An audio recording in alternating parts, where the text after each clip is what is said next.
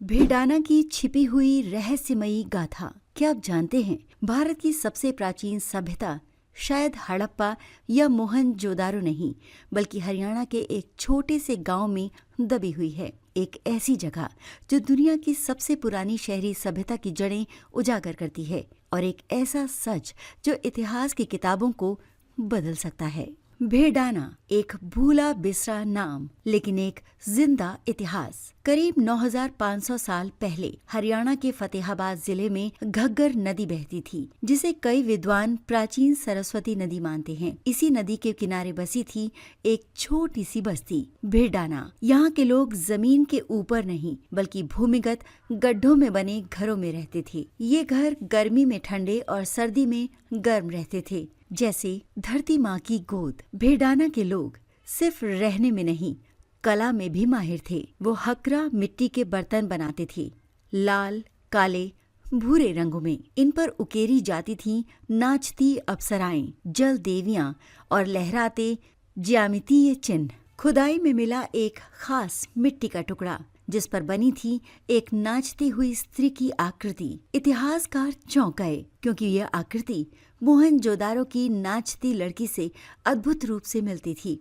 जैसे कोई कलाकार हजारों साल पहले भविष्य की कला दोहरा गया हो। समय बदला और भेडाना भी। कच्चे गड्ढों की जगह पकी हुई ईंटों के मजबूत घर बने, चौड़ी सड़कें और उनके साथ सुनियोजित नालियां जो साफ सफाई का प्रमाण थीं। यहाँ मिला 10 कमरों वाला एक विशाल भवन, जो उस समय के सामाजिक ढांचे की ओर इशारा करता है। लोग खेती करते थे, पशु पालते थे और व्यापार करते थे। सबसे चौंकाने वाली बात, यहाँ से मिला अफगानिस्तान का लाजवर्द पत्थर। मतलब साफ था, भेडाना दूर दूर तक व्यापार से जुड़ा था। साल 2003 से 2006 के बीच एएसआई ने यहाँ खुदाई की। जो सामने आया उसने इतिहास की नींव हिला दी। कार्बन डेटिंग से बताया, भेडाना की बसावट 7570 ईसा पूर्व से भी पुरानी है, यानी ये मेहरगढ़ से भी पहले की सभ्यता है। इसका मतलब सिंधु सरस्वती सभ्यता बाहर से नहीं आई, बल्कि यहीं जन्मी। अब सवाल उठता है, इतनी बड़ी खोज स्कूल की किताबों में क्यों नहीं? कई इतिहासकार बताते हैं, पुरानी किताबें अब भी आर्यन आक्रमण सिद्धांत पर टिकी हैं, लेकिन भेडाना इस थ्योरी को चुनौती देता है। ये बताता है कि भारतीय सभ्यता स्वदेशी थी, निरंतर थी और वैदिक संस्कृति से जुड़ी थी।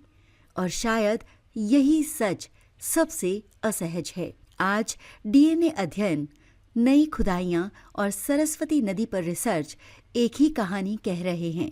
ये सभ्यता न तो अचानक आई, न ही अचानक गायब हुई। ये यहीं थी और यहीं आगे बढ़ी। भेडाना आज भी बोलता है। आज भेडाना खेतों के बीच शांत खड़ा है, कोई शोर नहीं, लेकिन इसकी मिट्टी अब भी सच फुसफुसाती है।